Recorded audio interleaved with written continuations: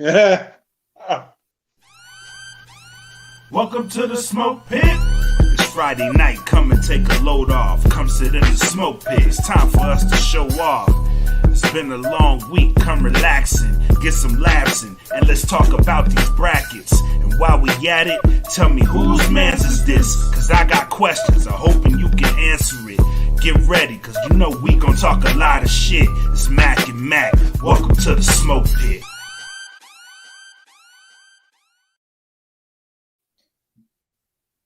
What is up, ladies and gentlemen, on this fine, mighty fine Friday? What is up, people? It's that time of the week again. I am your homie Mac, aka your boy. And I am bred like a king. Made us Kelvin Kaylee. Welcome back to the Smoke Pit. New beginnings this week. We got a lot to cover, man. We got a pretty good show lined up for y'all tonight. But, you know, new beginnings. This week started anew. We in a new era here in America. So welcome back to the Smoke Pit. You in a new era, but you about to get the same treatment.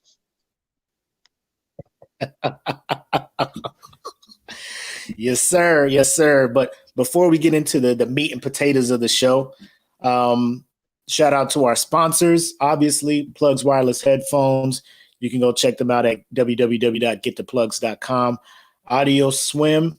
Go to audioswim.com where you can upload your tracks and get them distributed on all the major streaming services out there for $5 a track. So check them out. Then, of course, Premier Element UAE. www.premierelement.com. That is where you want to go for all your branding, management, representation, all of that. Go check them out. They'll hook you up. All right. Yep. So shout out to the sponsors we got there. Then we also have the Patreon. Oh, go ahead, man. Speak on it. No, I was going to speak on it. So go to www.patreon.com/thatfeelingpodcast. $3 a month will get you access to all of DFPN's content, ad-free, plus the bonus. You can participate in our live shows, which we had last week. We had a good talk last week. So go to patreon.com, subscribe, $3, and join in on the fun. We actually doing a lot more in there now. So go in there. Come hang out with us, see behind the curtains, get some news that you may not get on the outsides. So come party with us over at the Patreon, www.patreon.com/thatfeelingpodcast. Yes, sir. And then also another perk you get becoming a Patreon member, you get a discount code to our merch, which you see there. It's available on Teespring. So go to teespring.com. Search That Feeling Podcast, or you can type out that exact Capacha code thing down there. It's a weird link to get there, but easiest way to do it, teespring.com, search That Feeling Podcast.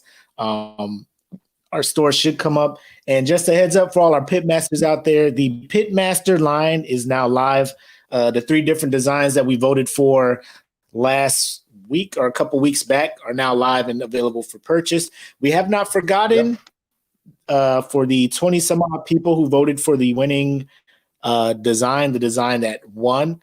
We're going to put all your names in a randomizer. Somebody will get a free shirt out of that. We haven't forgot about y'all. We remember what we told y'all. So we good on that. But also my man Black has released or has made available to the public his ringside collection for Wrestling With My Thought, a new design he has coming out. So that is now public, along with breaking down the classics and all the other shows we got on the DFPN network. So check that out when you get a chance. Side note, all the money that has gone to there that we've made from that, we were able to help one of our own, Mr. Mark Sox, secure a feature for his upcoming album, and hopefully that will help accelerate him where he needs to go. But like I said, man, like you guys are supporting us. We're using that money to support other people, and we're still putting money into getting you guys good stuff, giveaways, and things like that. So it's the circle of life. You know what I'm saying? Circle. All right, I'll stop. Nobody tuned in for that. Nobody tuned in for that.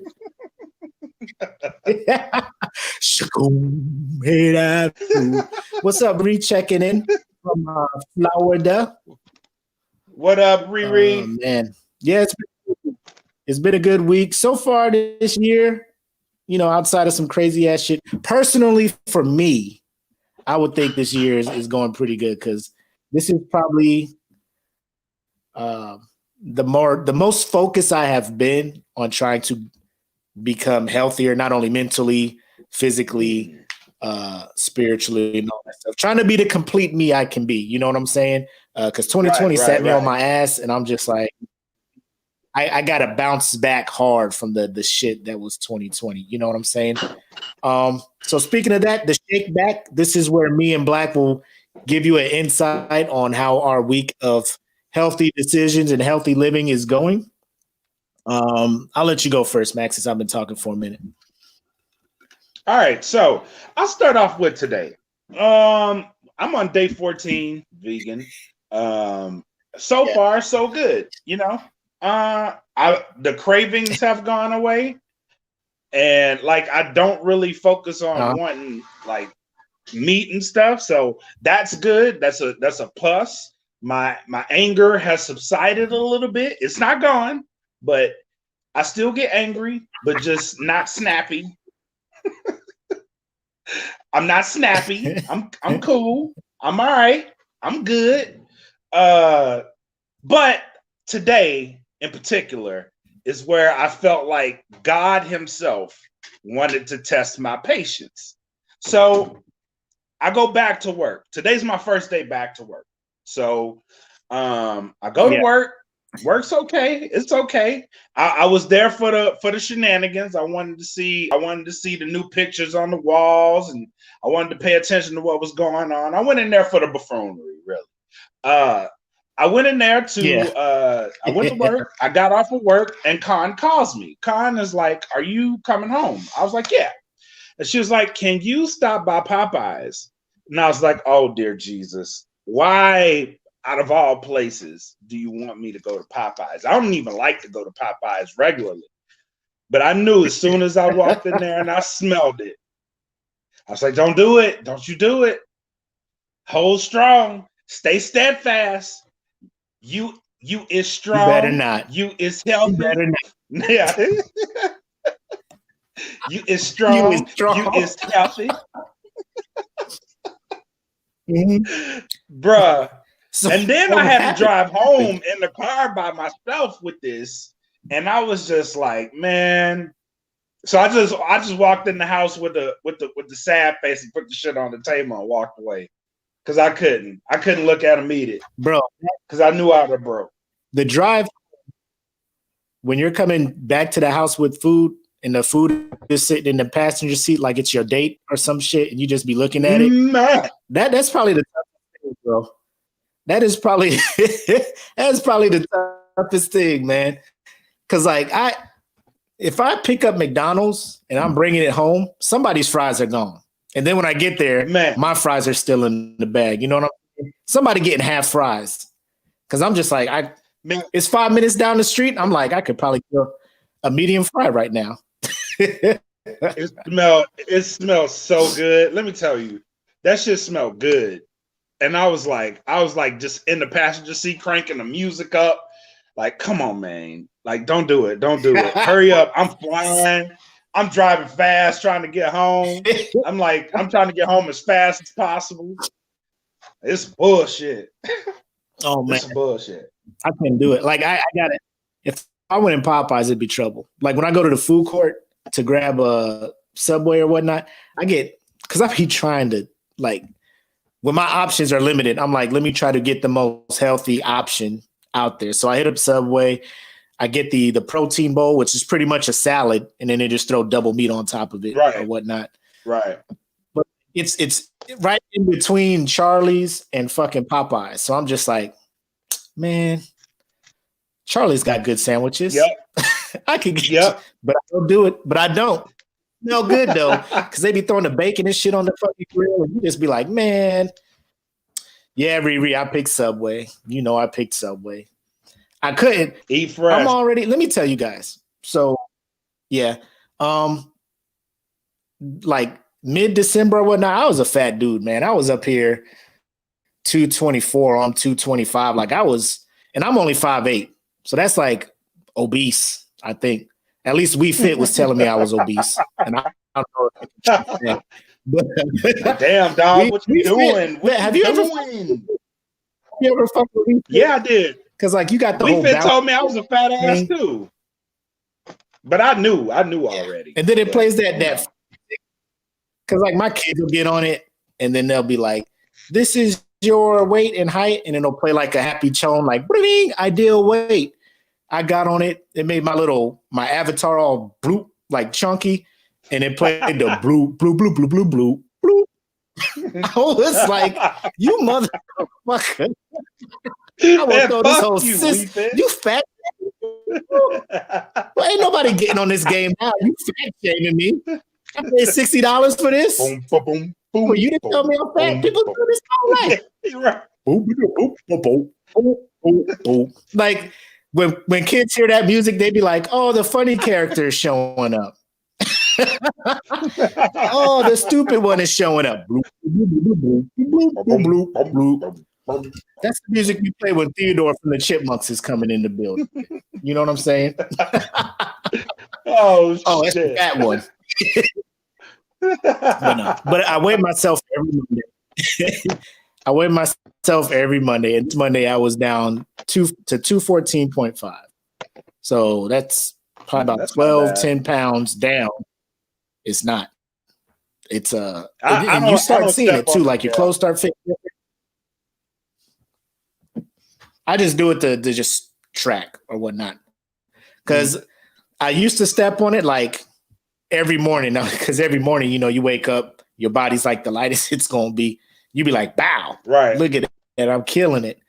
So I spaced it out to every week. And every week, I just want to see some progress. I don't want to see big 2-pound jumps or anything like that. But as long as every Monday it is tracking down, I know I'm doing something right. Yeah. But yeah, that's where I'm at now. That's what keeps you going, really. Yeah. And like I said, man, like I have clothes that used to fit that don't fit. I didn't throw them away. And the clothes that I do wear, I feel them fitting different, but it's not where I want to be. It's not the end game. So I'm still on it though. It's tough because the rest of the family ain't fat, so they can still eat whatever the fuck they want.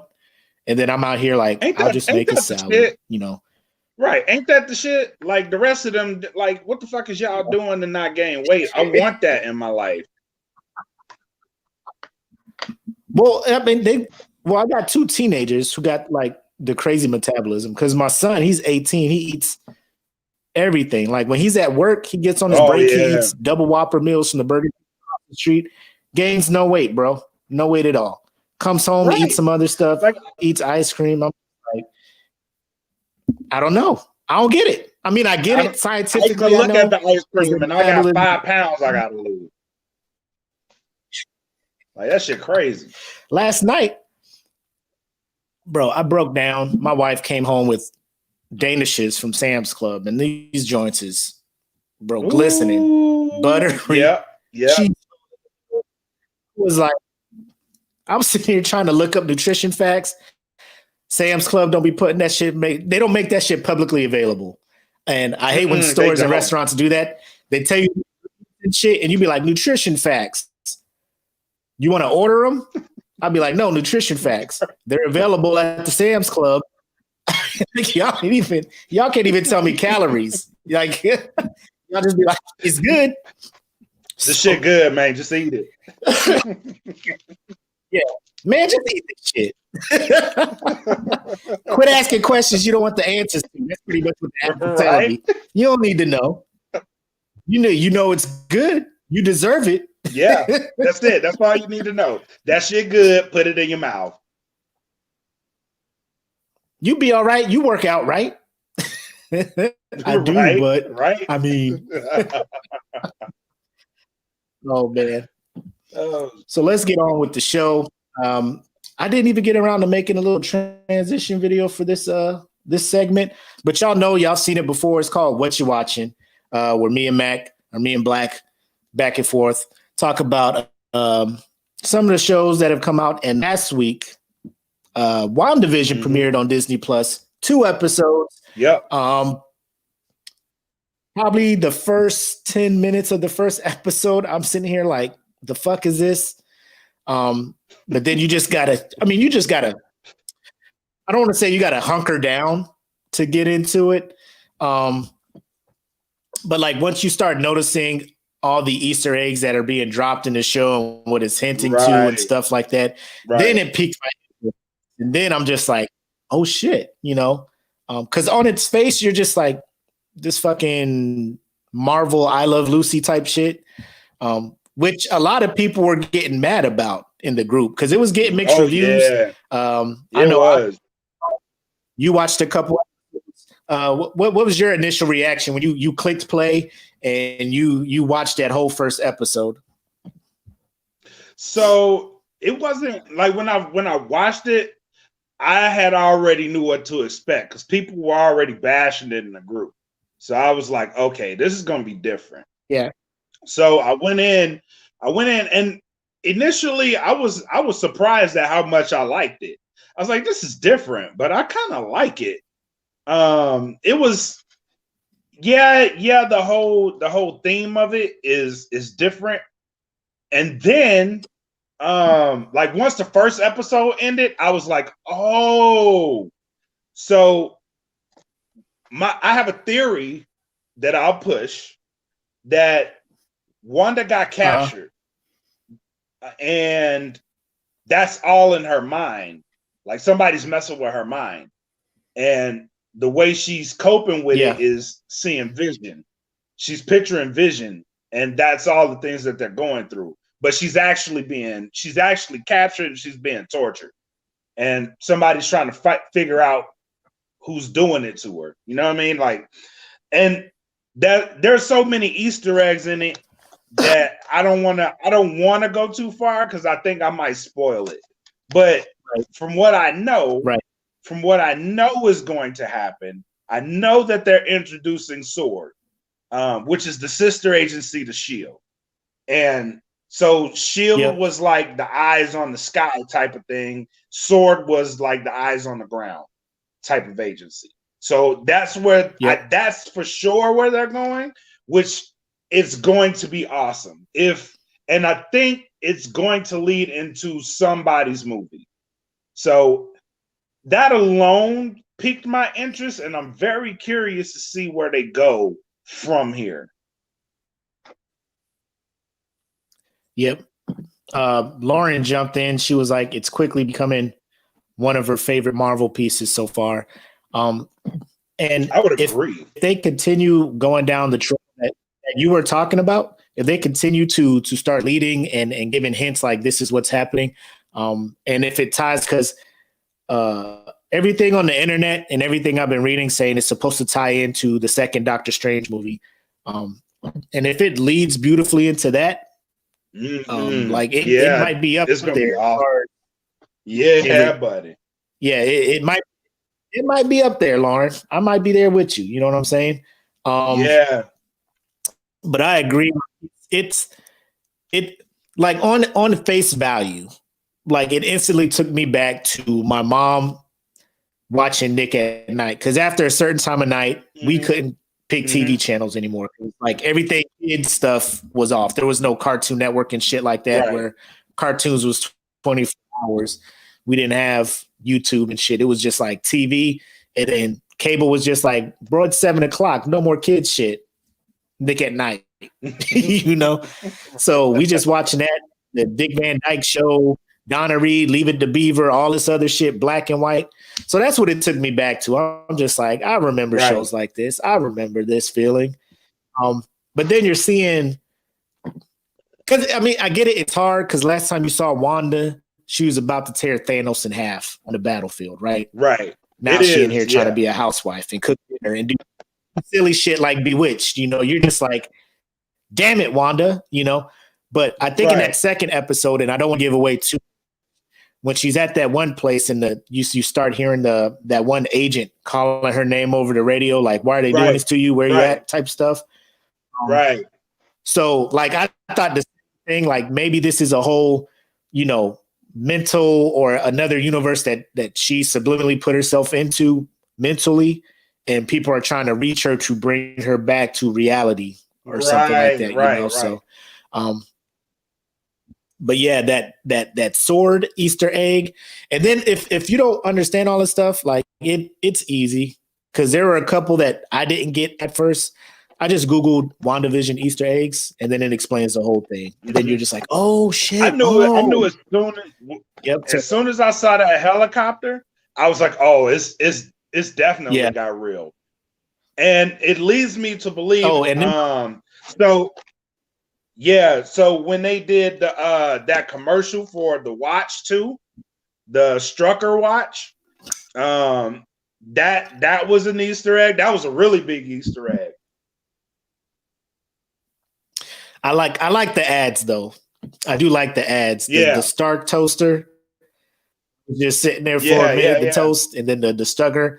And I see what they're doing here. So I'm not mad at it, man. I haven't watched the episode today. No, me neither. I'll check it out.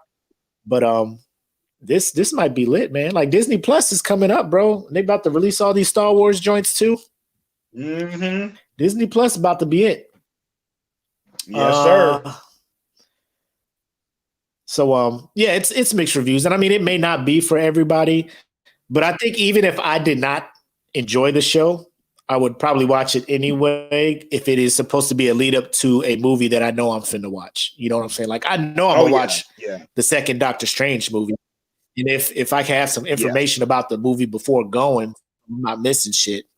I will tough it out, you know, just like I did Iron Fist on Netflix because I knew Defenders was about to happen. And I was like, I want to know all the backstory. Turns out I didn't even have to finish watching Iron Fist because they was just going, nope. Iron Fist is so bad, man. Iron Fist was so bad. God damn. It was a chore watching that horrible one. Speaking of horrible Netflix products, we have Anthony Mackie starring in Outside the Wire.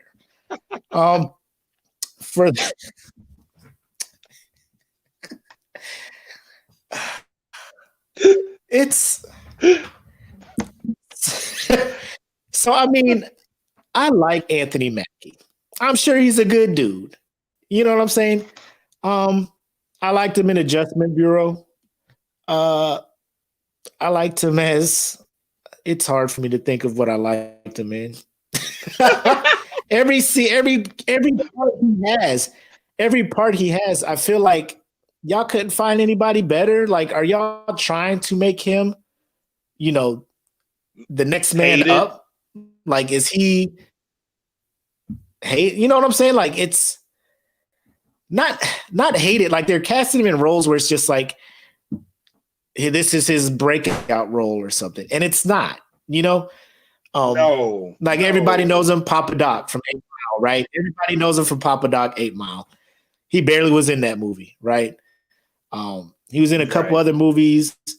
Next thing you know, he gets the part of being Captain America's, you know, black friend. So he gets Falcon, right? And then then his name is all out there, right? Like he's tied to Marvel now. So he's the next big thing out there, apparently. They keep putting him in these roles where he has to do action type stuff. Yes. Like I've never seen an actor get so many roles and he not good at acting. You know what I'm saying? Like they're come on, man. This is because Netflix gave him a shot in their series Altered Carbon, which was an okay series. I watched it when I was bored. So he was I don't want to explain the whole thing, but he was not good in that role because he had to be action. He had to be believable that he could do the shit that he was supposed to be doing. And he's never believable in doing that at all. No. And in this one, he's supposed to be this second. They do too much military stuff in this movie. And as somebody who has deployed, worked with other branches of the military and kind of know how shit's supposed to go, it's one of them things where, like, not only am I mad at it because of subpar acting, I'm mad at it because they're all over the fucking place with how the military works. Even in the future, they're like, it's 2035 or something. I'm like, bro, that's like 10 years from now. Why are y'all acting like this is so far in the future where we got robot drones out there? Like, y'all got to throw a further year out there. But it's just not good. Yeah, throw 21 something in there. Then I'll be like, I'll be dead. I don't know if this is going to happen, but I'm sure I'm going to be around in 2035. Hopefully, right? We'll see. But right. I'm pretty sure all this shit ain't going to be going on. Anthony Mackie is not good. They got the dude from House of Cards, the right-hand man of Frank Underwood, who's out there just killing people and stuff. But he's a colonel in this one. The dude, the protagonist is like a drone pilot who has he's a first lieutenant. He has 56,000 flight hours. I'm trying to do the math in my head. Like, fuck is you doing? Lieutenant? Like, how you got so many goddamn flight hours? Yeah. Like, were you prior enlisted and then was like, I'm gonna go, but still, you know what I'm saying? But then it has all the cliche military things like, you're deployed. This is your first time on the ground, rookie. Hey, what's your girl look like? Oh, she bad. Is she home smashing the Pilates instructor? Hey, it's cool. I need you to focus on the war. That's why I'm giving you such a hard time. And I'm just like, oh my God, get the fuck out of here. It's not good. It's a whole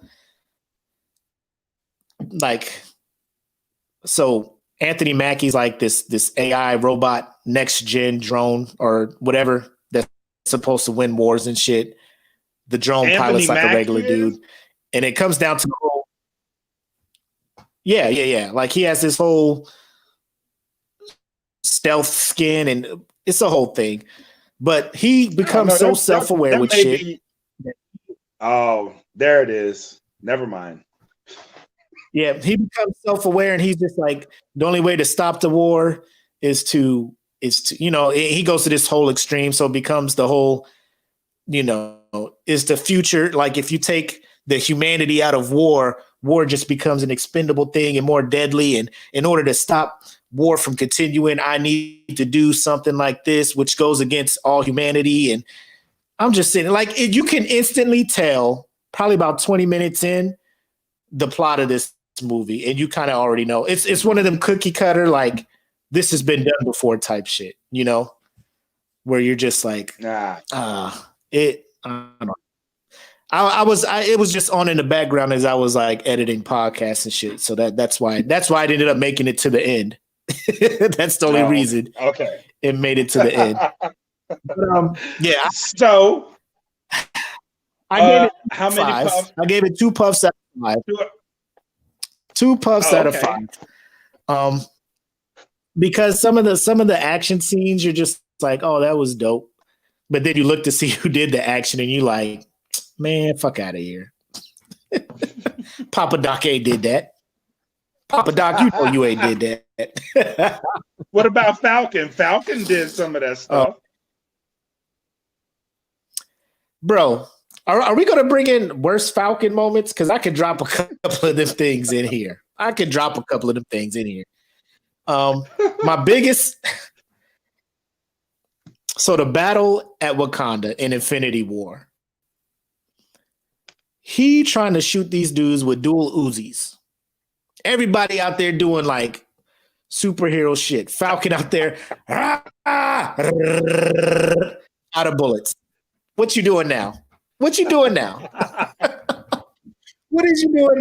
God damn, you just out here just like, and Bucky too. Bucky out there with an M16. I'm like, you got a whole metal arm. You a super soldier. Cap out there hand-to-hand fighting.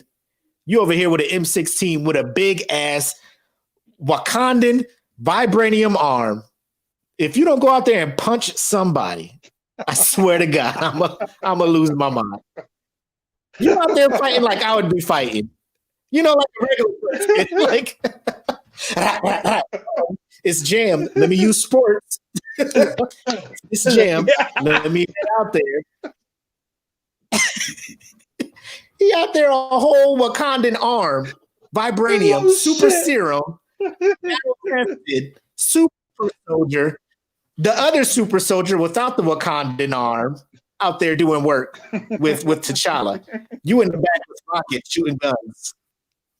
And Falcon flying around with Uzis. Uzis! He ain't got no lasers. Like, you cool with Stark, bro. He ain't hook you up with some shit. Nah, they don't like him like that. So even he lost them and them, man. He can't get none of that shit. War Machine got all the missiles and bullets. War Machine was out there dropping napalm and shit. I'm like, that's the shit you do. Falcon out there. Ha! Pum pum. Little drummer boy shit. Oh shit!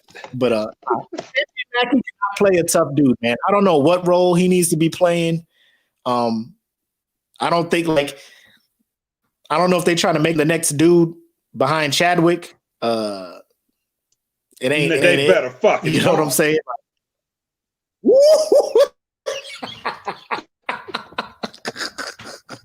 Marvel, you better sit out. You better somewhere. not fucking make that mistake. But I don't know if get Anthony Mackie the Hollywood fuck is out trying of to here with that bullshit. Hollywood is trying to cast this dude in everything, man, and it don't sit right with my spirit. You know what I'm saying? It don't sit right with my spirit seeing him in all these movies. He's getting all these opportunities that so many other actors can probably be in. You know what I'm saying? And I'm all for black actors. Black actors. You know what I'm saying? I'm with you. We need to be in these movies. Yeah. But if we're gonna waste the spot for a black actor, you know, are we really giving that shit nobody to else Anthony available? Mackie though? No. Nah, hell nah. You better not Next give man that up? shit to Anthony Mackie. Who would you give next man up to? Now that Chadwick's not here. Who'd you say is next? You know what? You know, I fuck no, I ain't gonna say Michael B. Jordan. I ain't gonna say that shit.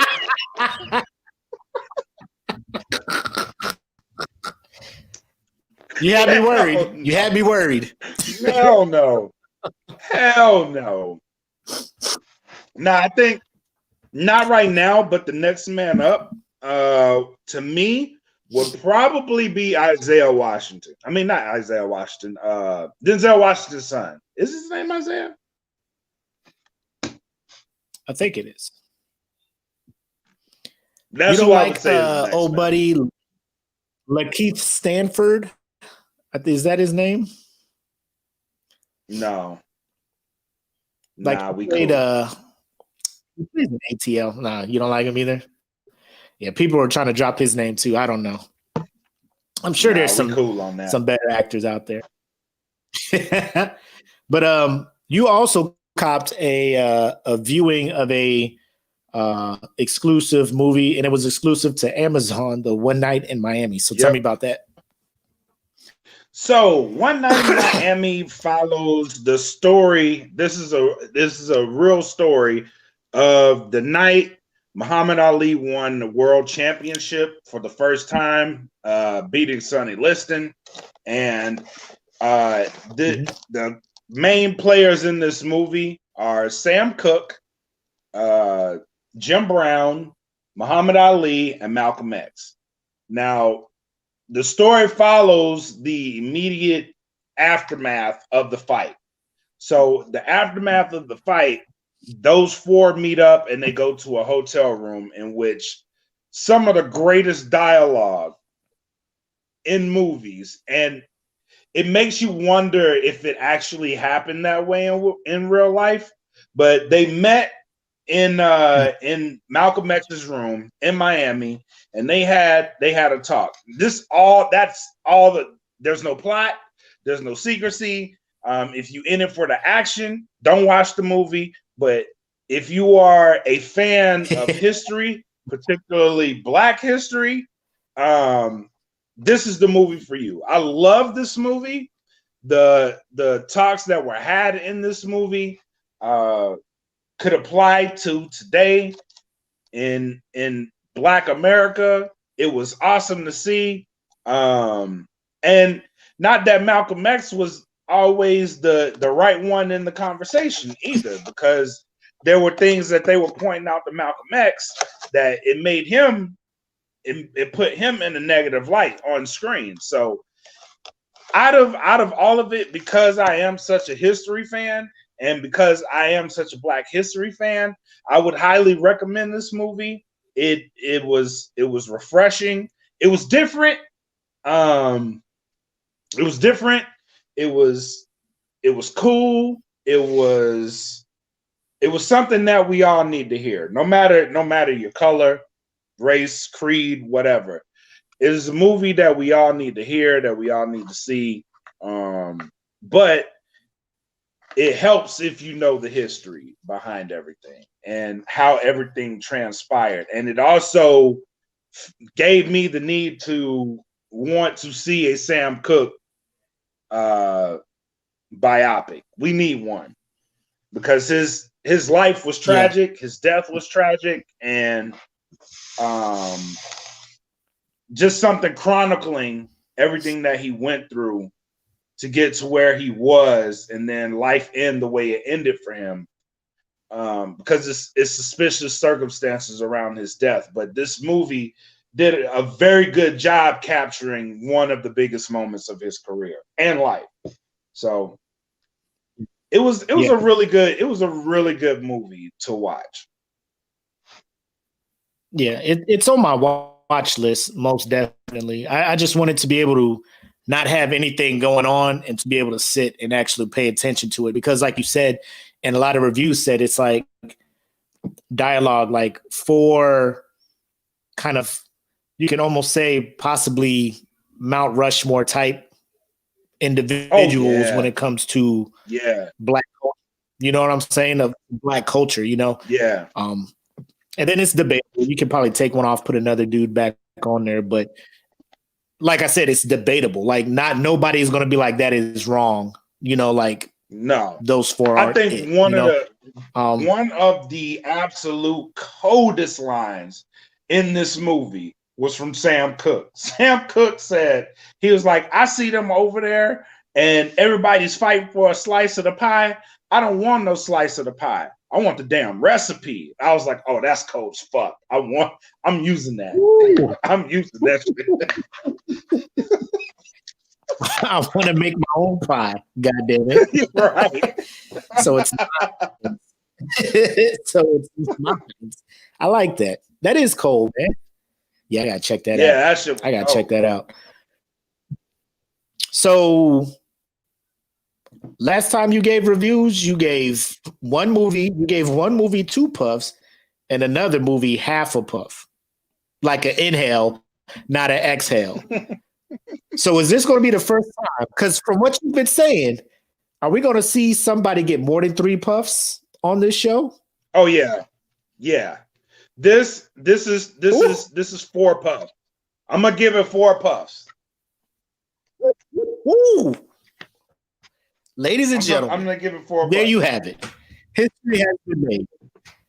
The man who gave Wonder Woman half a puff and sold 2 puffs has given 4 puffs to One Night in Miami. So I know I'm gonna check it out. I was gonna check it out regardless of how many puffs you gave it. Yeah, you was there, Eric, when he gave Wonder Woman that half puff.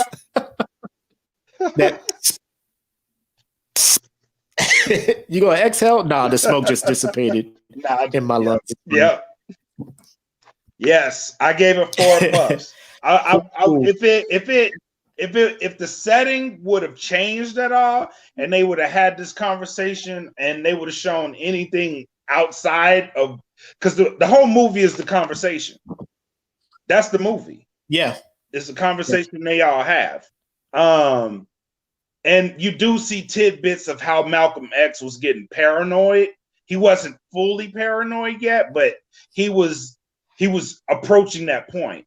Now, if you'd have gave like what the aftermath of what happened after that conversation throughout the movie, I would have gave this bitch 5 puffs, easy.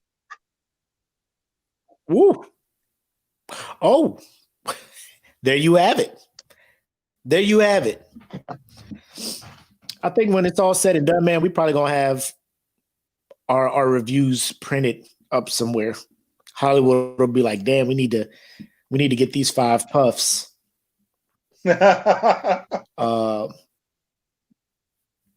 I mean, that was a pretty good review you just gave, man. I like it. Thanks, man. I need to learn how to do that. Be more critical of smaller things like that. I think that's why you're like a artist and I'm not. It's like the smaller things and shit like that. I don't. I just be looking for big things to talk about. And speaking of big things to talk about this week, let us stroll in to my favorite segment. Whose man's is this? Who man's is this? Who man's is this? I need to know.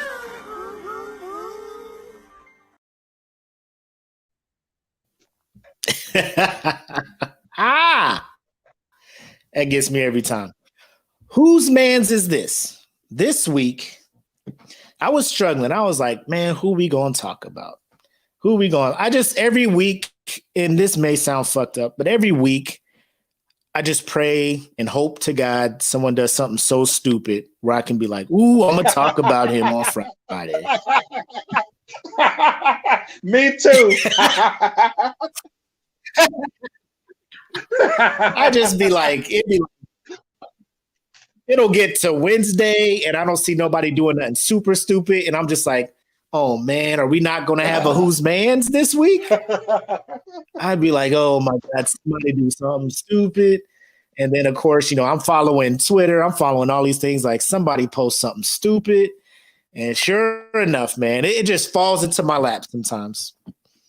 So we're going to talk about former President Trump and the list of people that he gave pardons to before he, left the premises and gave up his job.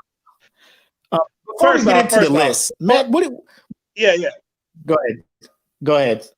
So I want to give an applause for the people that have gotten pardoned. Congratulations to you guys. I don't know if you deserved it or not, but hey, you got it.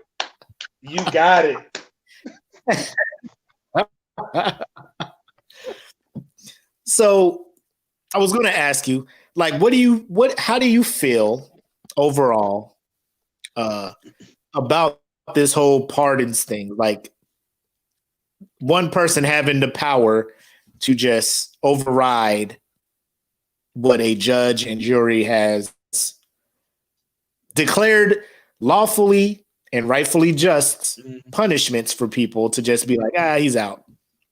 What do you think about that? Do you think it's like it's something that shouldn't be there? If you would have asked me this before this presidency, I probably would have had no problem with it. But this presidency has pardoned some of the craziest pardons I have ever seen.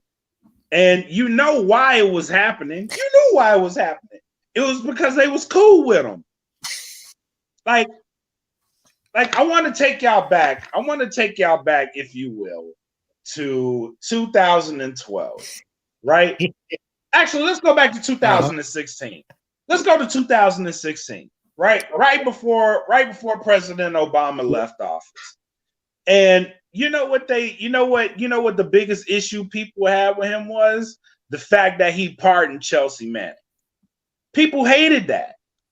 Yeah. You know what I mean? They absolutely hated that he pardoned Chelsea Manning. They destroyed that man for pardoning Chelsea Manning because they felt like Chelsea Manning was a traitor to the country, and rightfully so. That's cool. Traitor. That's cool. Yeah, that's fine. Let's go back 2 days ago. Actually, 3 days ago. Let's go back to Tuesday. Let's go back to Tuesday. Boy, when I saw that Donald Trump had pardoned not only Lil Wayne, he pardoned Lil Wayne.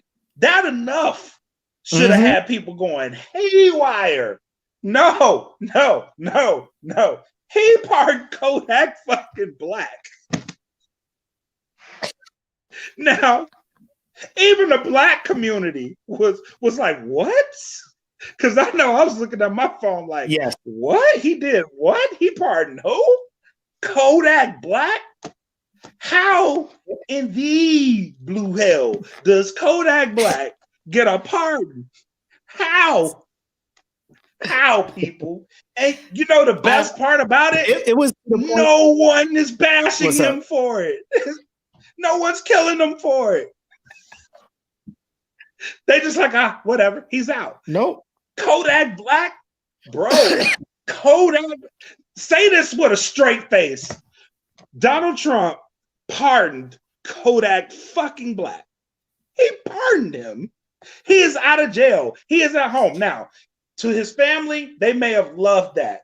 But dog, Kodak fucking Black, are you shitting me? Kodak fucking Black is at home right now. For no reason. For no reason. None.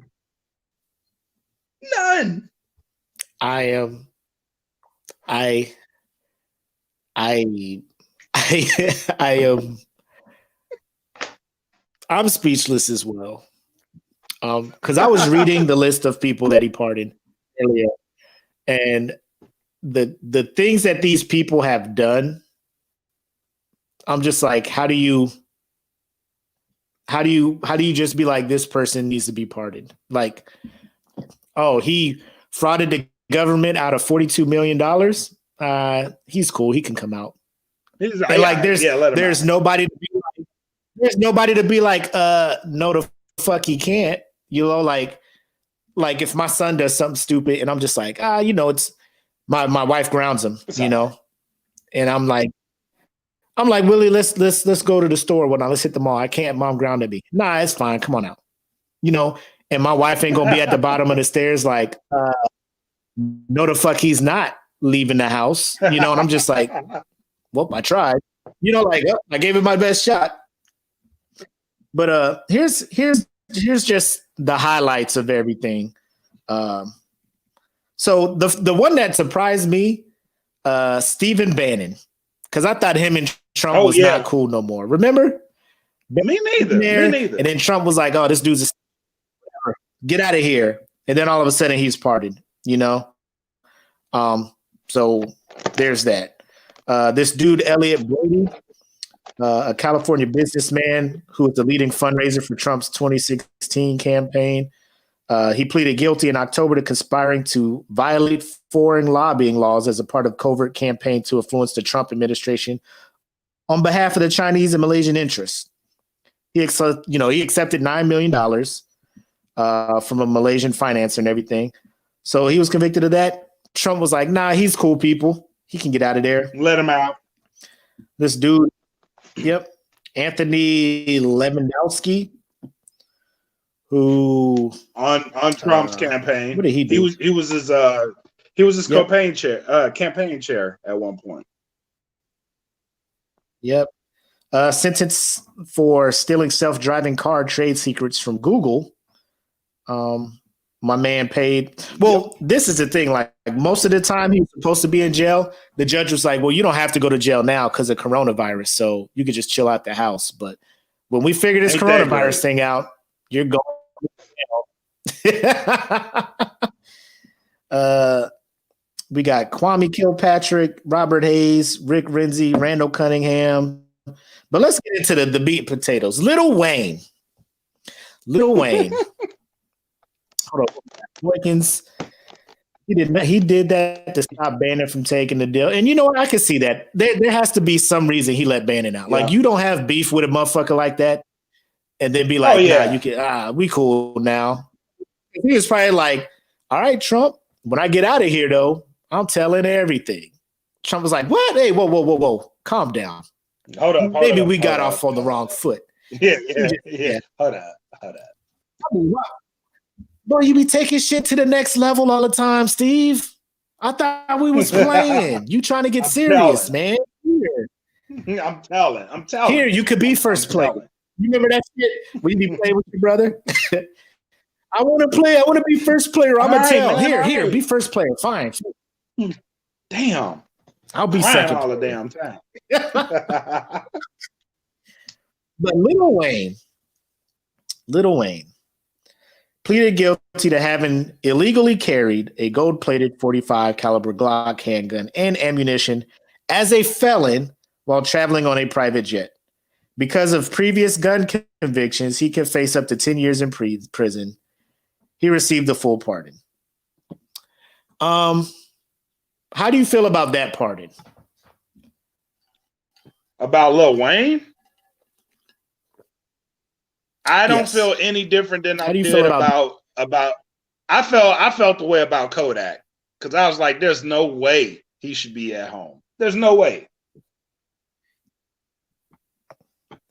My thing with Wayne, and this is what pardons in general, like, I feel that we have already done enough to expose facts that there are people in prison now who are in there who are innocent, fully innocent of shit.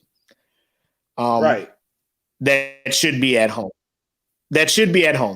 And it sucks that people like, I mean, it doesn't suck, but it's sad that people like Kim Kardashian is out there fighting for these people. And we have a whole president who can easily make shit like that happen, who frees people who have done illegal shit, right? Like Lil Wayne, you know, like I felt some kind of way. I'm just like, so Lil Wayne gets a pardon, but there's probably some high school kid who is in jail now because some girl said he raped her in his whole college career and all that other stuff. And we've seen it happen. Like, there's actual cases of this happening. Is all ruined, his future, all. And Lil Wayne, who has the world at his feet, keeps doing stupid shit to put himself in a position to have it taken away. And he just gets it back because in the last 4 months, he was cool with Trump, you know? I know legit people, family members, I will not say names, who are felons, who carry guns because they are fearful of their lives and they don't have the money to have the security and all that other stuff carry the guns for them.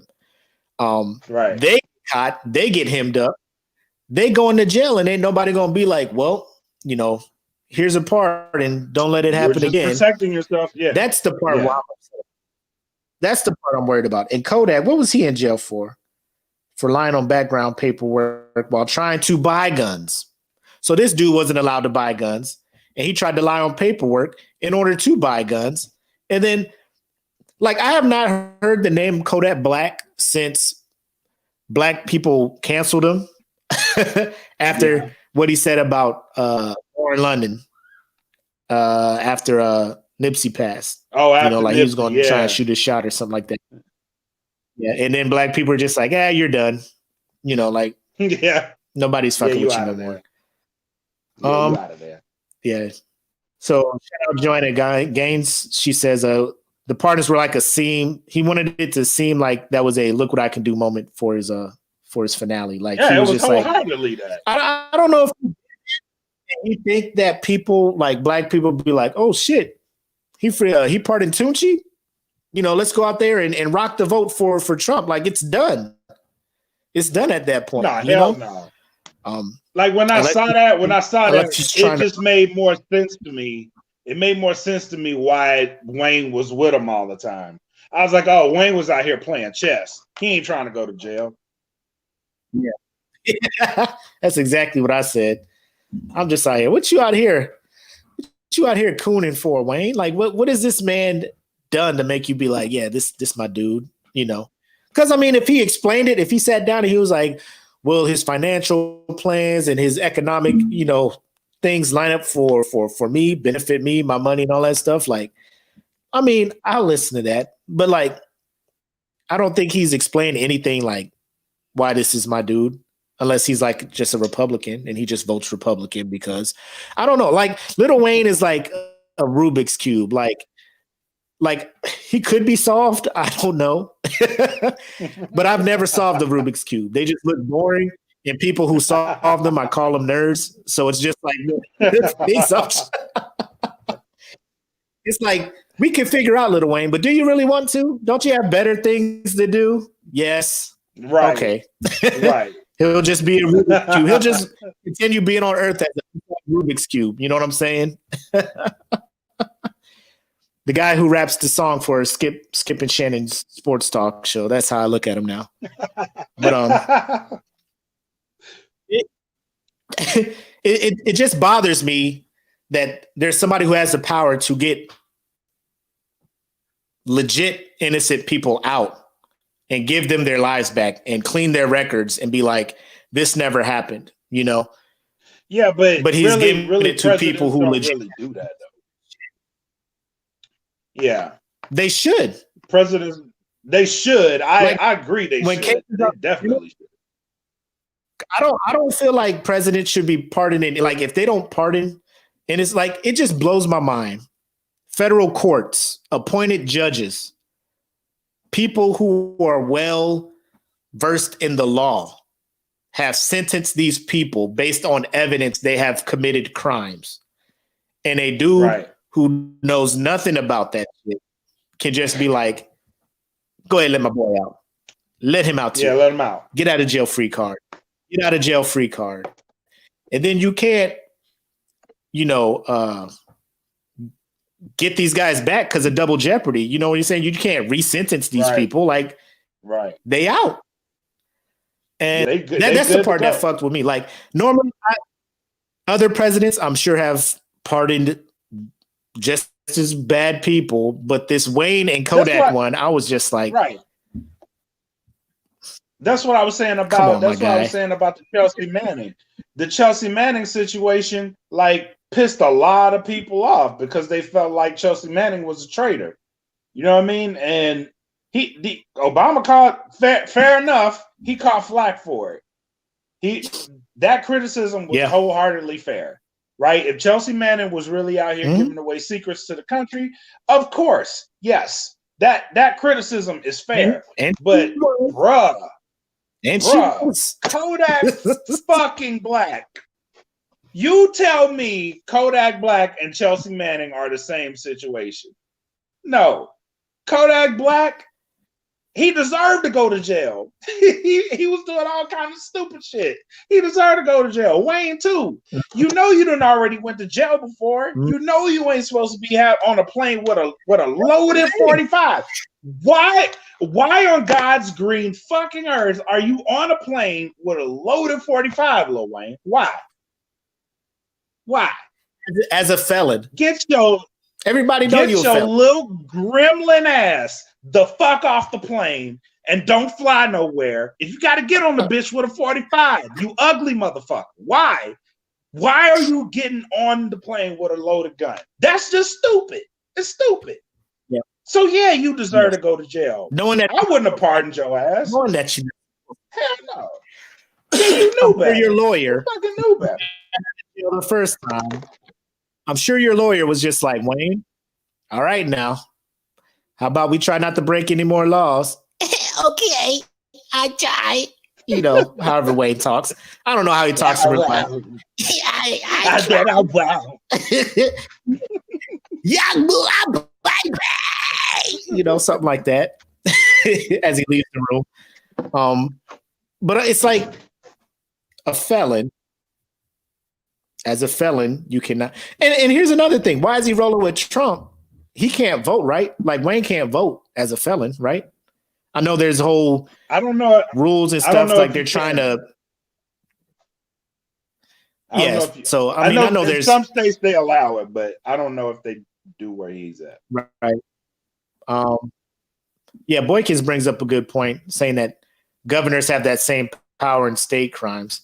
But like when you do it as the president, like the world sees the shit. You know what I'm saying? Like the governor of Idaho can pardon somebody.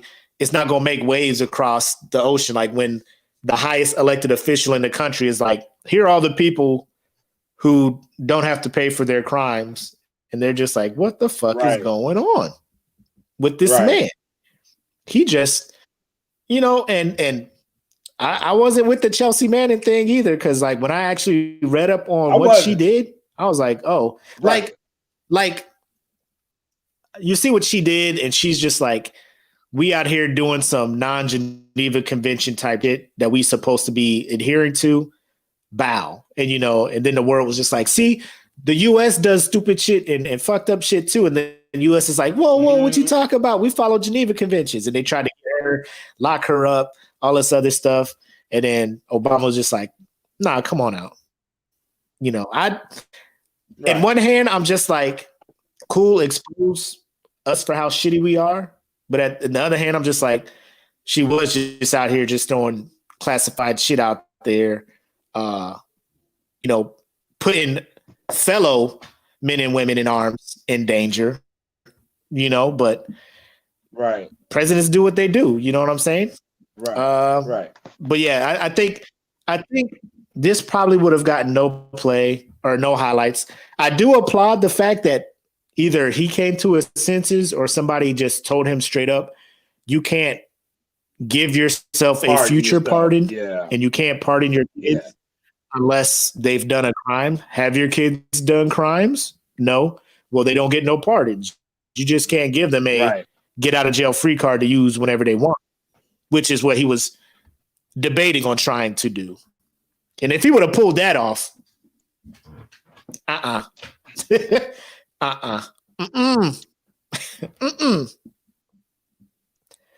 Listen, I don't know what listen I to me done. and listen clearly. Trump is the second black president in U.S. American history because he puts black people shit. Ladies and gentlemen, the comments of Black Mac do not reflect DFPN, his co-host, or the rest of I would say he has pulled some black-ish type moves, black-ish type tactics.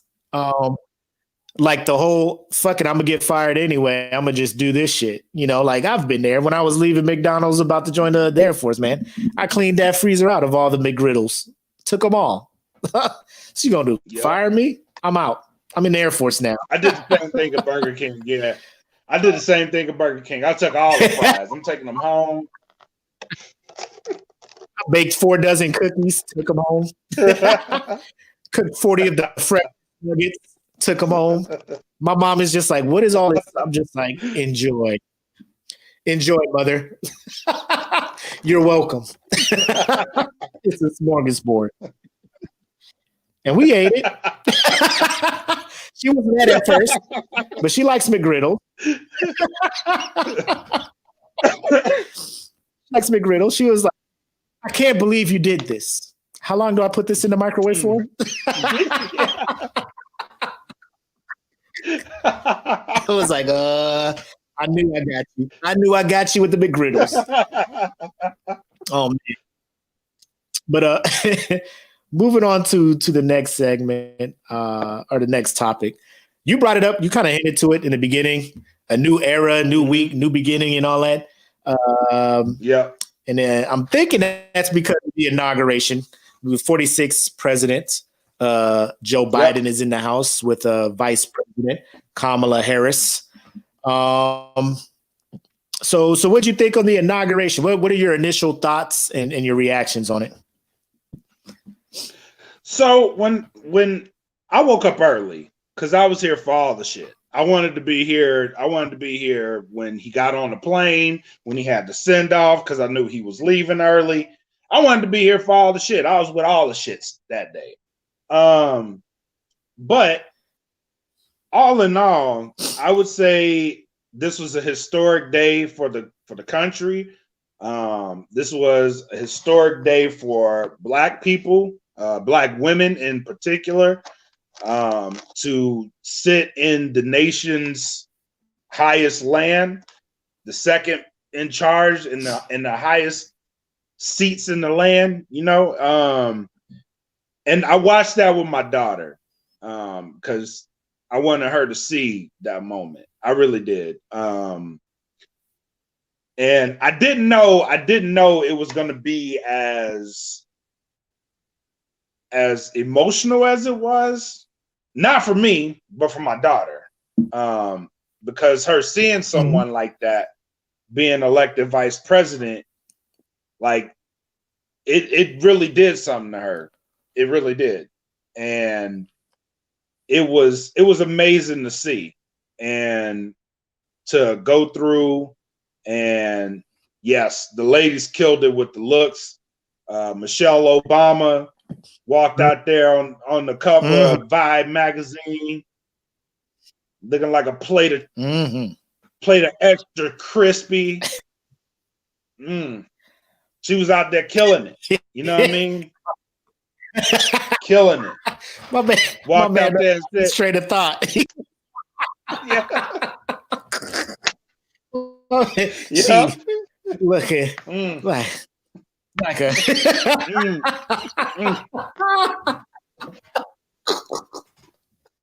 woo. Boy, she was out there. She was out there doing the big time. She was doing the big time. She was doing the big time. So much so that George Bush just got up and went over there. He was like, sit right here, Laura. Let me go say hey real quick. You know what I'm talking about? George Bush wanted Michelle Obama. W be on her, boy. W he be on her head. And Michelle, they got that relationship, like those friends that they just sit together during commanders calls to like clown people while speeches and shit is going on. That every time they together, they be pointing at somebody, laughing and shit. I'll be like, who they talking about? Yeah, they talking about somebody. Is W that petty? Like, I feel like they go there and be like, Michelle, look at this motherfucker over here with this goddamn. Look at it, Bernie over here with these goddamn crochet mittens and shit. Look, he cold as fuck, ain't he? He cold. Bill over there. Don't look at him. Don't look out. Like, don't look, but on your right, my man over there sleeping. Look. Look at his head nod. Look at his head. Like they doing that the whole. They do that the whole inauguration. He knocked out. Watch. He gonna fall asleep. The head nod so hard when you wake up and look around to see if somebody saw you. Bill was knocked the fuck out. Bernie sitting over there all cold as fuck by himself. Bernie done became a whole meme out here. But I will say this in the midst of it all. Go ahead. No, go ahead. Finish. Okay, so in the midst of it all, I thought the inauguration was a good day. It was a really good day for me, but for the country as well, because it was the reset button I'm pretty sure everybody needed. You know what I mean? You go through 4 years of constant bickering back and forth. Nobody's right. Nobody's wrong. It's just arguing back and forth. And that's all we've been doing as a country for the last 4 years. So much so that it became exhausting. It became exhausting to even log on Facebook because you know you're going to see some shit that's going to piss you off. And no matter what side you're on. So that was the day that we all needed. Regardless if you see it as a good or a bad thing, you needed that day. You really did. You needed a reset. Something had to happen to at least say, okay, we don't have to deal with this shit today.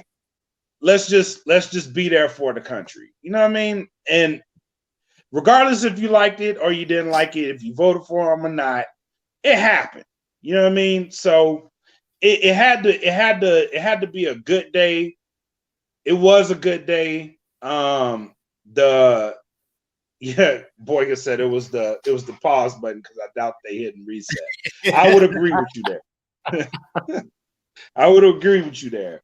But it was a day. It was a day to just sit back and look at least the spectacle of what it was and try to appreciate it. I definitely appreciate it because one of the biggest notes for me was how prevalent women were throughout this whole inauguration, right? So you had Sonia Sotomayor swearing in Kamala Harris, two of the first of their positions, the first Latina Supreme Court justice, the first African American, Asian American vice president being sworn in. Lady Gaga without a meat suit on, doing her rendition of the Star Spangled Banner. J-Lo speaking in Spanish, showing diversity in that aspect. And then you had the powerful poem from Amanda Gorman. Just came out there and laced everybody with her poetry. One of the most powerful poems that I think has been written. She gave me in a long time. She gave me Maya vibe. Yes, 100%. Like, protect this woman because she is going to. She's going to capture and record things in this country in a way that needs to be presented to future generations, just like Maya did, just like, everybody before her. She is going to protect Amanda Gorman at all costs, ladies and gentlemen. I swear, if something happened to her, we gonna riot. We gonna riot. That lady, she is there. She is there, and she broke it out. Now, what I didn't know was on because she did an interview on Anderson Cooper that later that night, and I didn't know that.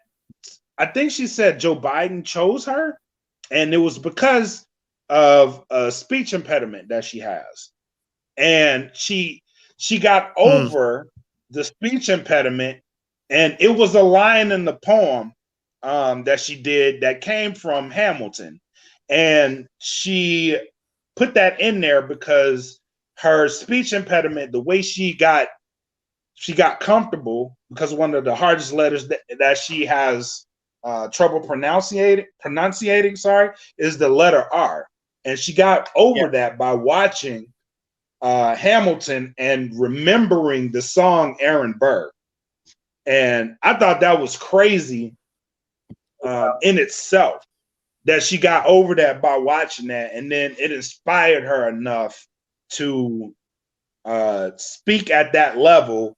And then the added pressure, she finished the poem on January the 6th, the day that the Capitol building got raided, and she finished that poem that night, and that's why the poem sounds like it did. And it was a very, very powerful poem.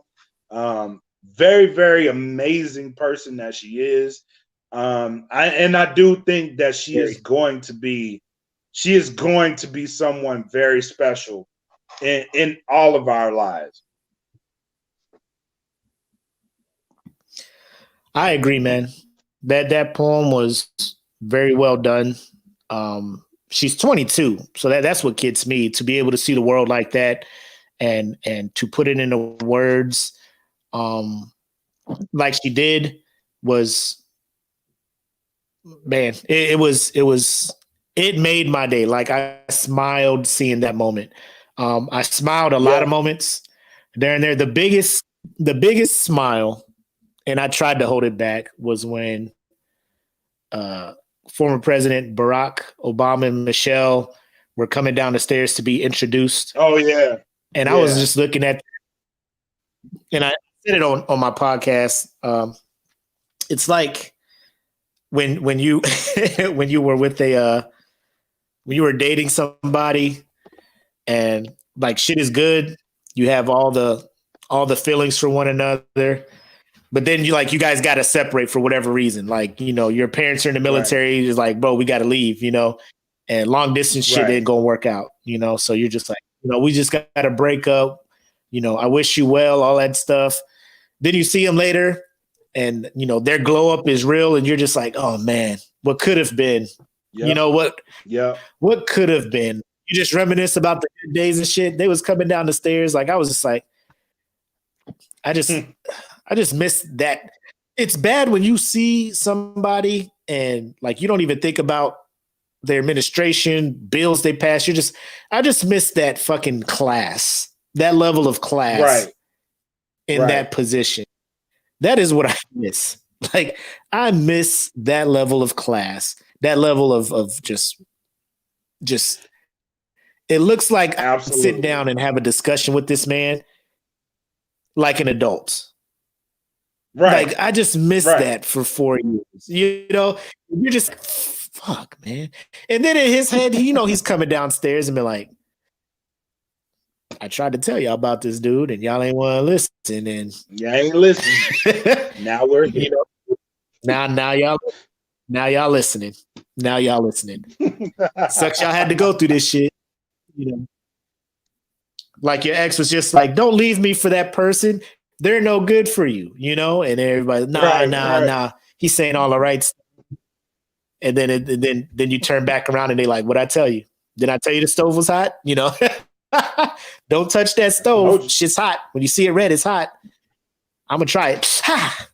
What'd I say? Look at you. But at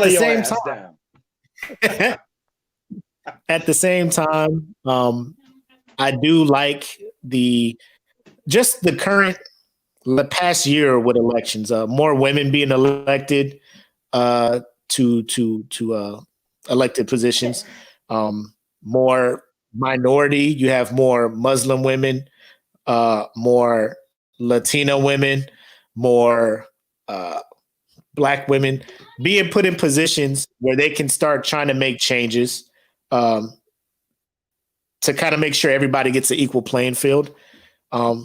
This is through representatives, Senate, like mayors, just that level of stuff. Like, I'm already encouraged.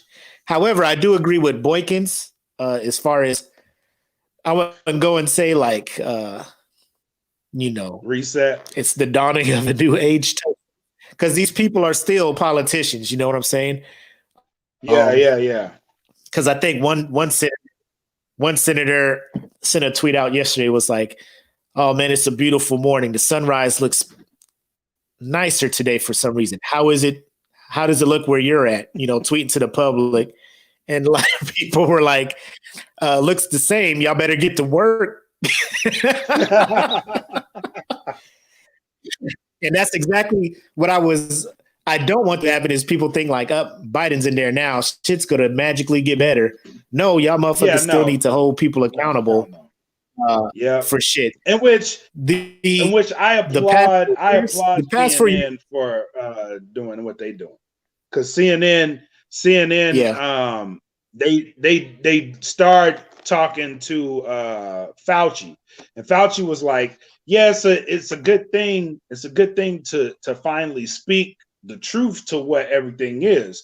And they were like, "Well, that this administration is saying they got to start from scratch, and they actually don't. And there's some good things that they actually can work off the last administration." So they do still hold them to account, which I appreciate. And it's good to hold people accountable and know that they ain't gonna do some dumbass shit. I like that. Mm-hmm. Yeah, I mean, we just gotta. The last 4 years, I think the only silver lining we can get out of that is more people kind of became more involved in politics, as far as either running for offices or kind of checking resumes and doing their part to vote who they feel should be in positions, higher voter turnout, all of this other stuff, right. the skepticism, whatever. The level of scrutiny that people have been watching elected officials with over the last 4 years, because like Nobody feels like they can trust anybody anymore. Right. Keep that up, and that's good. and keep these people Yeah, honest, because that whole campaign, they were promising us this, that, and that. If they're not doing it, they got to go. You know what I'm saying? So hold them accountable. I am 100% on board with the sigh of relief. Like, so we know that's over, but I know there's not a magic human. Like Jesus himself comes back down here. He's like, man, let me just run this for about, 5-10 years, get y'all back on track. And then like, you got to hold these people accountable, man. But it was a beautiful thing. It was a beautiful thing to see the purple, the pearls, all that stuff, and what it meant for women of color. It was just an amazing thing to see. To see that the nation is that is another hurdle down. First, it was like there'll never be a black president. Then there'll never be a woman. You know what I'm saying? So Hillary came close one year. Kamala's the vice president now. So the doors are opening, man. Like it's getting to the point where I love it. Like Kevin Garnett, anything is possible. Anything is possible. But you got to hold these people accountable, man. Just because these cats was in that Capitol talking about this is horrible, we can't let that happen, only because motherfuckers came in that Capitol looking for their heads, and then they turn around like, Trump, wow, we can't have this shit no more. Now that he's gone, make sure that they hold into that whole let's work together, let's do this shit. Both sides. All right? Keep that pressure on them, man. What I would say to the people are on the line. You know what I'm saying? Like, let these people know because they're elected officials. Go ahead. No, I was gonna say what I would say to the people that stormed that Capitol building, keep that same motherfucking energy. Keep that energy. Because y'all need to go to jail. And you see who he pardoned. That motherfucker pardoned Kodak Black. He ain't pardoned y'all motherfucking ass. Keep that energy so y'all can go to jail. Y'all need it.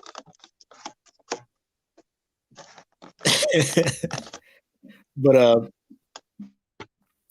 all these dudes, women up in there making these rules and so-called speaking for you as your representative. If they're not speaking what you feel, remind these people that every 4 to 6 years, their jobs is on the line, right? Don't let them just do bullshit and then come around in your ear that 5th year when it's an election year, like, hey, I'm gonna do this. Hey, oh, you want those $2,000 checks? Hey, like, bitch, where the fuck was you at the last 6 years? I'm out here struggling. Now you in my ear trying to spit game. You know what I'm saying? For real. Hey, remember me? Remember we used to hang out? Remember that one thing we used to do? Remember that? Get out of here. Get all the way the fuck up out of here. You wasn't with shooting in this the is gym. Here's another question. This is a more serious thing, and we got a little bit of time, so that's why I bring it up. Go ahead. So Joe Biden got sworn in on the 3rd Bible ever made in the history of the earth, right? Did you see that thing? Yes.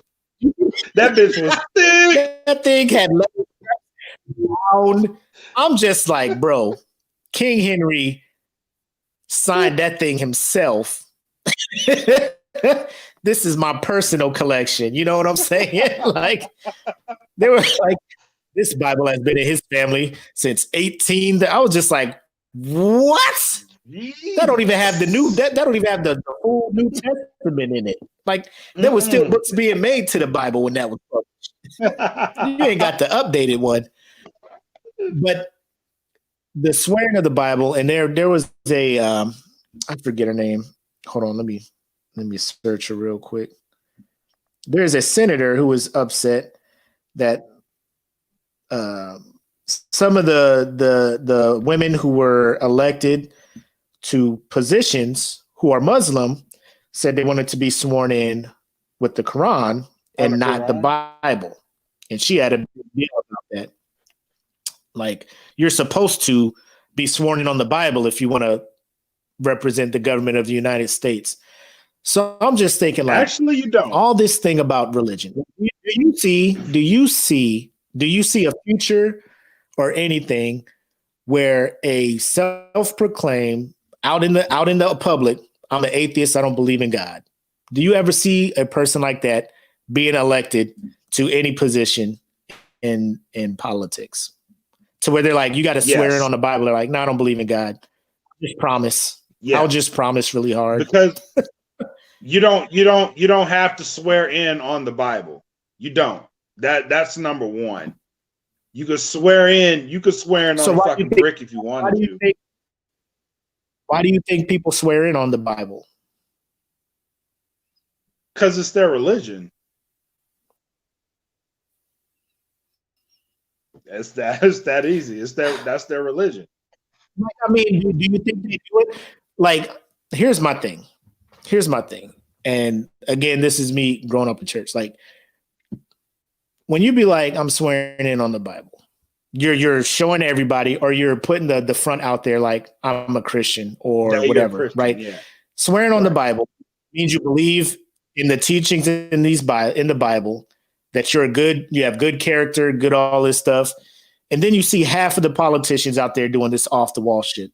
So I think it's done to give standard, I don't want to say standard America, but some Americans who just look at it for face value, like, he's a Christian, he has good values. She's a Christian, she has good values. You know, right? So if someone was to go up there, be like, instead of God bless the United States, just be like, you know, thank you everybody, and you know, let's try to be better humans. And they don't end a speech with God bless the United States, God bless troops, God this, God that. They just say straight fact things. Do you think that'll ever happen in America, where there's a politician up there saying things and is not for the under God part of the you know what I'm saying? Like, I feel like religion is like a low-key requirement for people to have some kind of faith in you, to be like, this guy's good. I'll give him my vote. Because I think that is probably one of the things that'll be done. Somebody who's just like, I'm an atheist. You know, I ain't swearing in on no Bible. You know, I'm just, you know, right. Because people just, I don't know, they just tie God to America for some reason. Right. It would be hard. It would be hard. Because I mean, the Quran, you know, it has some of the same be good to people teachings that the Bible has. But when somebody's just like, I want to swear in on the Quran, they just be like, nah, that's a book of war, and, you know, ISIS and, you know, Al Qaeda and all that other shit. You know what I'm saying? Nope. Yeah, boy, because I see that. But he was going to the televangelists, and they were out there preaching for him and getting people on his side and stuff. So he knew he needed the religion, the church on his side and stuff. So he was playing that angle. I'm just saying, somebody well known and in the public, I don't believe in God. That's a tricky topic. The church is going to be like, he's the Antichrist. You know what I'm saying? And this person, this man or woman, he can have the best plans laid out to fix shit. You know what I'm saying? Because they're just like, bro, this is just facts. And churches will be like, do we want to be a country led by a person who thinks men came from cells in an ocean and evolved into what we are? His economic plan is pretty standard, but he doesn't believe that, you know, a super being created man out of the earth. You know what I'm saying? Like, I think that would be one of the hardest things to happen. Yeah, it's a hard sell. That is a hard sell. Becoming president. I'll say this though. I'll say this. Like, I think, and I'll just say it. It's my opinions, but sometimes I know a couple of atheists that are better people than some of the church folk I know. So I won't say that you can never say never, but hey, it is what it is, Mike. It is what it is. Boy, if you ain't telling the goddamn truth. Boy, if you ain't on here telling the goddamn truth. Man. Oh man. And bro, and I think that's because that was our biggest thing. That was our biggest thing, separation of church and state. All right. I wanna, do some federal shit. I'm religious. Get the fuck up out of here. I thought this shit was separated. Right. Is it or is it not? Is it or is it? Let me know. Let me know what the fuck is up. Oh my God. But yeah, that just hit me when I was watching the inauguration and watching every person get in, like they swear on the Bible, because that's like the biggest thing. And like if I was and this will never happen, I get elected, they're like, swear on this Bible. I'm just like, nah, I'm cool. So what are you going to swear in on? Nothing. I don't know. What Tyson, was it Neil Tyson DeGrasse or whatnot? Yeah. What's that dude? Like, what's his last book? Bring that here. I'll swear in on that. They're going to lose their shit. What? You don't have a religion? There's nothing guiding you except you wanting to be a better person and other people wanting to be better people. And I don't know, man. I think it's dangerous that we bring up this premise and we're sitting here like, that shit will probably never happen. That's the scary part about it, if you ask me. Yeah, that's the fucked up part about it, is that it probably will never happen. Yep. Like, it was hard enough just to get a black dude up there. Can you imagine a black dude who doesn't believe in God? Can you imagine? Can you imagine a Wiz's Beast? Yeah. Shout out to Wiz's Beast. Can you imagine him? Bro, America be like, man, get this dude out of here. He'd probably be assassinated. Yeah, America be like, oh, hell no. FBI. Oh, hell no. Take the shot. I have a shot. Take it. Motorcade don't even make it up there. They'd be like, "God, we ain't about to have this." He gonna take God we trust off the monies. He gonna take God we trust off the monies. You know what I'm saying? Yeah. Yeah, just what Joanna said. They swear on the same Bible that they took out of school because of the separation of class or church. You don't say under God in the Pledge of Allegiance in school no more. I don't even think they say the Pledge of Allegiance in school anymore. They do. Because my son, I had to hear that shit. That's my alarm clock. Oh, my daughter used to when she went to a DOD school, but now I don't. I think they just get in there and just start learning shit. That fake ass history they be teaching people. That's a whole nother thing. We're going to get into that though. Sometime in February, we're going to talk about this bullshit ass Black history curriculum and why it ain't in everyday history. That's a whole nother show. But you got anything else to add on this topic? I know we kind of went off the wall, but that was just a question I thought I'd pose to you to get your thoughts on it. Nah, it's just. But now we're winding. It's one of those things. Go ahead. Nah, go ahead. That's it. It's just one of those things. Go ahead. You got it. All right. I am trying to bring up the list of our amazing Patreons to give them a shout out. I think I found the button for that. Y'all been doing some magnificent things with this Patreon. I got to give it to y'all, man. People upping their prices, more people coming in. Yeah. So thank y'all for real. So we're definitely gonna do our best to make sure that it's worth you paying that money. So you guys are contributing to it. So we feel obligated to give you something worth your money. So thank you. 100%. So I want to give a shout out to our $3 contributors, Dad Family. We got Samantha Marie, who just joined up. Sam Pinto, she just joined up. So I appreciate that. She joined January 11th. So thank you for that. We have the individuals who are up here in the Dat VIP tier who are getting the live recordings of the podcast. So we got my man Stealthy Q, my man Mikey P Bean, and then Smitty, aka Calvin Smith. I like how I do the AKA, your government name, like your real name. You know, like your nickname should be your AKA. But shout out to you three. With the minimum of 10, and like you just said the other day on the Patreon, Pinto up to his to 20 a month. So thanks for that. Not only does that help us out, but it also kind of keeps our feet to the fire. Like we got to make sure that we're putting good stuff out there to make you feel like it's worth your $20. So appreciate that. And I want to say a special shout out to all the Dat Forever Patreons who jumped in when it was $1 to join. So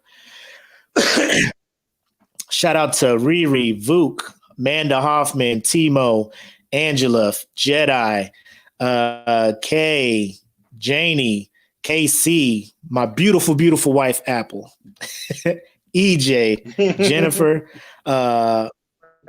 DC. So shout out to all of you guys. And then a special shout out to Lauren, who was in the chat. So shout out to you, Lauren. Thank you for upping your pledge to $5 a month. All right. So you're still in that Dat Forever category, but thank you so much. And shout out to Timo, who upped his to $5 a month too. Janie, who upped hers from $1 to $5. And then Jennifer Johnson, who upped hers from $1 to $5. Like every time we get that notification, somebody decides, hey, you know what? Here's a couple more bucks towards what you guys are trying to achieve. Thank you guys. Like, you guys have no idea how much that means to us. So shout out to y'all. We are brainstorming and getting stuff out there for you guys. I really, really do appreciate that. We really appreciate that. And don't forget that we appreciate that. Very, very much. Outside of the shout out, you got any parting shots? Anything you want to hint towards, or what I'm saying? So we do have more. Like I said, we do have more stuff coming for the Patreon for you guys. One of the things that we're going to be doing is one of our new shows, the pilot episode. We're going to do that live on Patreon. That you guys will get the exclusive first look at that interview, and I will be introducing the newest podcast, the Salute podcast, which is geared toward hip hop and military. So it's basically geared towards people who did music in the military, got out, still pursuing that dream, or if you ever did any music in the military. But feel free to come check out the conversation, because you wouldn't notice how many dope people have been in the military until you check this podcast out. I'm really excited about it. Spoke to MRK yesterday about it, and the conversation went really well. Speaking of MRK, he released a new single while I was on the fucking phone with him yesterday. So it is called Dreamin'. It is produced by Dat Feelings Clint Taylor. Very, very dope fella. Go check it out. It will be out everywhere on tomorrow. So if you subscribe to the Dat Feeling Bandcamp, it's already there, plus the video. Both will be coming out tomorrow on all streaming platforms. So go check this song out. It is a very, very dope song. That brother never fails to impress with his music, and we're very, very excited for this year as a whole. As for myself, February the 1st, I will be releasing a new single titled Black is Beautiful. That will be exclusive to the Dat Feeling Bandcamp. So go to bandcamp.datfeeling.com, subscribe to Dat Feeling for as little as $3, just like our Patreon is $3. Subscribe to it. You will get all of Dat Feeling's music. The entire library is on their Bandcamp, and you will get my new single. So go subscribe. We got the Soul Powers album dropped already with E. Smitty doing impressive numbers. So that feeling is working, man. It is working. It is working. On the podcast side, it's no different. We got the merch coming out. We already came out. So I have a new collection out. The Breaking Down the Classics is out. Everything out there. I went on there yesterday. I copied me a whole bunch of merch. So go support the team, man. We're trying to do big things, and your support makes this all possible. It really does. Y'all have no idea how much y'all actually help us just by going to get a shirt, subscribing to the Patreon, little things like that. You may not seem like you're doing a lot, but man, y'all helping us out way more than you'll ever know. And hopefully one day we could show you a fraction of what it did. You know what I mean? So thank you. Yep. A couple more shout outs. So shout out Pitmaster Taylor Stiff. She's in here watching from the other side of the earth, doing her duty as a airman in the best Air Force in the world. So she is going to be receiving a custom Pitmaster shirt. I'm not going to hint anything. I will say this, Taylor, if you're still watching, if you get it, take a picture, share it in the group. And I just want to gauge the reaction from the group. And if the reaction is nice enough, maybe we'll move forward with making these shirts for everybody else. But this is a special one of one that she's getting. And I'm going to send one out to a Pitmaster, Cam Ward, too, because he's also deployed doing big things and stuff like that. So, I'm just sending it to them. We'll see how they like it. If they post a picture and y'all liking it, we'll go ahead and move forward with it. Bad. And then the shirt that I'm rocking today is from Pitmaster. I keep messing up. K Alonilani. I'm sorry, I'm fucking your name up. But she has a streaming site. She streams. K likes to play. This is her shirt, which I kind of dig it because this is, everyday her, but then this is like the other side of her, the animated video games, all that other stuff. So I like it because it shows that there's more to a person, things like that. So, yep, copped it from her StreamYard or Streamlabs site. She posted the merch in there. And then also shout out to Pitmaster Brian Olivia. He is also a streamer. He's actually the better half or the subpar half of the K Likes to Play and B-Rex crew. His streaming page, they just hit 20,000 followers. His streams, his numbers, and the viewership is going up over there. I know you guys have seen me share his link when he goes live. If you guys have clicked on his link, followed him, gave him some likes or anything like that, I appreciate it. He appreciates it. He also appreciates everybody who hit him up when he had the car question about a week ago. But we are in here. People in the Smoke Pit are doing big things. I went live yesterday, and I want to let all of you know who did not hear me yesterday when I went live. If you have anything you are trying to promote, if you got merch, if you got a link, if you got anything, information, let us know. And whatever platform, whatever time we have, post it in the group. Let us know. We'll talk about it. If you got merch, let me know. I will buy it. I will rock it on the show. Free publicity. You know what I'm saying? This homies helping homies thing, man. It's not a fad. It's not a trend. It's a lifestyle, man. And I'm all for it. So just let us know what you guys got going on. I know Boykins was in the chat too. He has a website. We'll throw that up in the next joint. I already ordered some stuff from there. Like I said, man, I'm here. I got a little extra cash. I just stop eating out so much. So you be surprised how much extra money we got laying around. It's not a lot. In case Apple is watching, it's not a lot. I'm very, very fiscal with what I'm buying. It's for a good cause.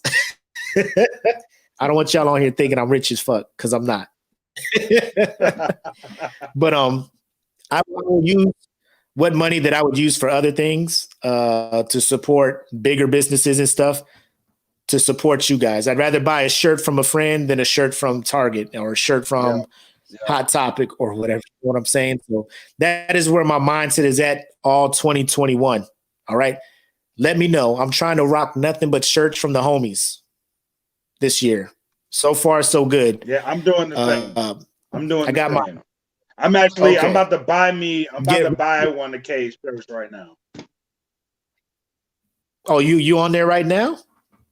You on there? I'm on there right now. I'm gonna buy. I'm gonna buy one. That's what's up.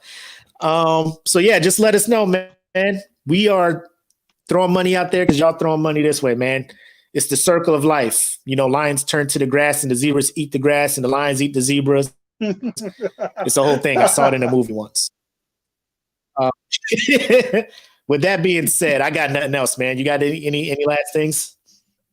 Nah, man. Thank y'all for coming out back to the Smoke Pit once again, man. Thank y'all. Appreciate you. Yes. As always, I'm the homie Mac, aka your boy. And I am bred like a king. Matus Kelvin Kaylee. Thank you guys for tuning in to the Smoke Pit. See you guys again next week. Be safe. Have a wonderful weekend. Oh, and it's a Alohalani. That's how you say it. I was sitting there staring at it like Kayla. That is your name. But look her up. Her thing, she likes to play. I wasn't going to end this show saying her name so fucked up like that. I wasn't going to do it. It's a very beautiful name. I'm gonna have to do it right, and then I probably still ain't say it right. But I just fuck it. I just gave it a college try. You know I love you, homie. Y'all take care, man. Peace. Peace. Welcome to the Smoke Pit. It's Friday night. Come and take a load off. Come sit in the Smoke Pit. It's time for us to show off. It's been a long week. Come relaxing, get some laughs in, and let's talk about these brackets. And while we at it, tell me whose man's is this? Cause I got questions. I'm hoping you can answer it. Get ready, cause you know we gon' talk a lot of shit. It's Mac and Mac. Welcome to the Smoke Pit.